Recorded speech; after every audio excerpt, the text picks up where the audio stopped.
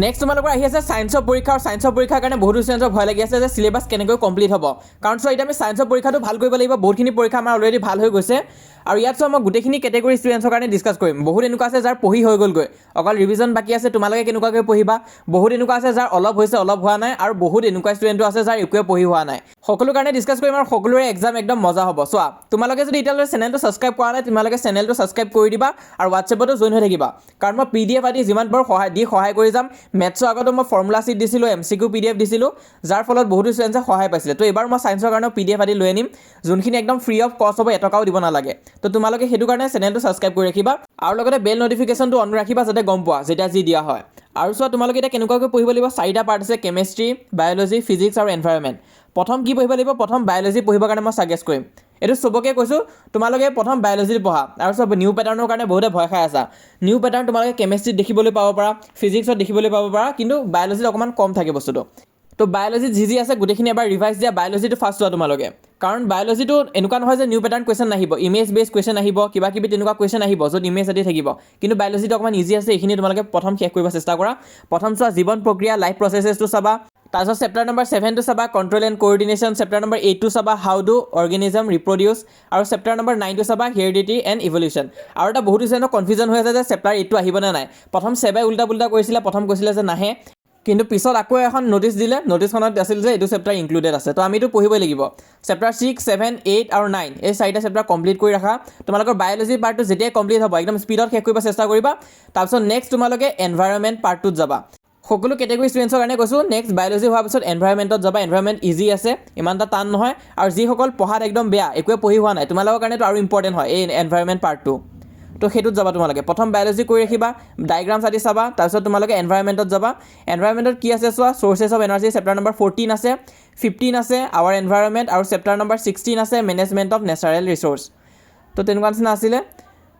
তোমালোকে চাবা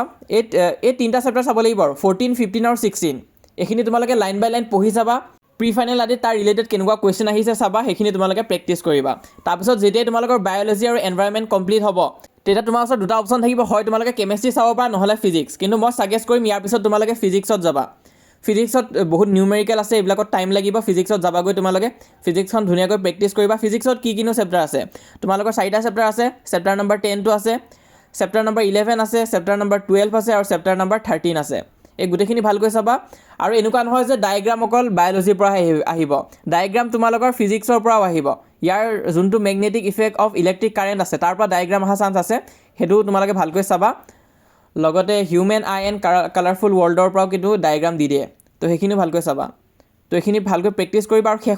শেষত আমি যাম কেমেষ্ট্ৰি পাৰ্টটোলৈ কিয় কাৰণ কেমেষ্ট্ৰিত বহুত ৰিয়েকশ্যন আদি মনত ৰাখিব লগা হয় আৰু সেইখন যদি তোমালোকে প্ৰথমতে চাই দিয়া তেনেহ'লে লাষ্টলৈ পাহৰা যায় সেইটো কাৰণে কেমেষ্ট্ৰিটো মই লাষ্টত চাব দিছোঁ তো কেমেষ্ট্ৰিত আছে তোমালোকৰ chapter number 1 chapter number 2 chapter number 3 chapter number 4 আৰু চেপ্টাৰ নম্বৰ 5 ইয়াতে তোমালোকে 1 to 2 ইজিয়ে পাবা যিহেতু তোমালোকে ইউনিট টেষ্টতো পঢ়িছা তাৰপিছত হাফ ইয়াৰলিটো পঢ়িছা চেপ্টাৰ নম্বৰ 5টো ইজি আছে সেইখিনি কৰি ৰাখিবা চেপ্টাৰ নম্বৰ 4ত অকণমান টাইম লাগিব পাৰে কাৰ্বন এনিছ কম্পাউণ্ড আৰু ইয়াৰ ৰিলেটেড অকণমান টান কুৱেশ্যন আহিব পাৰে হ'লেও চাই থৈ দিবা তো অসমীয়া মিডিয়ামৰ কাৰণে একে হ'ব তোমালোকে চেপ্টাৰ নম্বৰ 1, 2, 3, 4 আৰু 5টো চাই থৈ দিবা কেমেষ্ট্ৰিৰ কাৰণে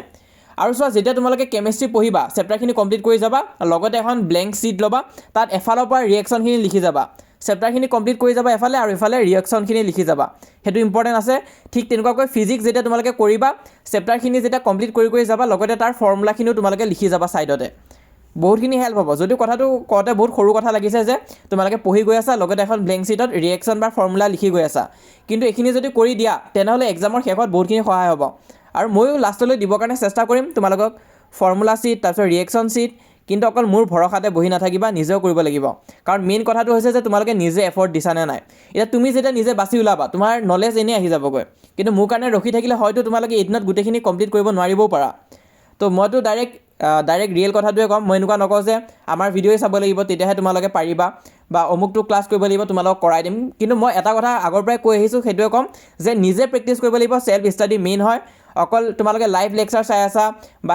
অকল মোবাইলতে পঢ়ি আছা তেনেকৈ নহ'ব নিজেও কিতাপখন লোৱা কিতাপখন লৈ পঢ়া ভালকৈ বস্তুবিলাক অকণমান কনচেপচুৱেল হৈছে ৰেডিও তেনেকুৱাকৈ হ'ব লাগিব মই কমন আদি দিব চেষ্টা কৰিম কমন মানে ফৰ্মেটহে দেখাম তোমালোকক কেনেকুৱা প্ৰশ্ন আহে সেইটো কাৰণে তোমালোকে কালিলৈ অপেক্ষা কৰিব লাগিব লগতে হোৱাটছএপ চেনেলত জইন হৈ থৈ দিয়া কিবা ডাউট বা কনফিউজন হ'লে মোক কমেণ্ট বক্সত সুধিবা যি প্ৰব্লেম পাইছা তোমালোকে সায়েন্সত কি প্ৰব্লেম আছে মোক কমেণ্ট বক্সত জনাবা তেতিয়া মই সেই প্ৰব্লেমৰ সলিউশন ৰিগাৰ্ডিং ভিডিঅ' দিব চেষ্টা কৰিম হোৱাটছএপত জইন কৰিবা লিংকটো পিন কমেণ্টত দিয়া আছে ক্লিক কৰা পেজটো ওপেন হ'ব আৰু আমাৰ এই চেনেলটো তোমালোকে সাবস্ক্ৰাইব কৰি থৈ দিবা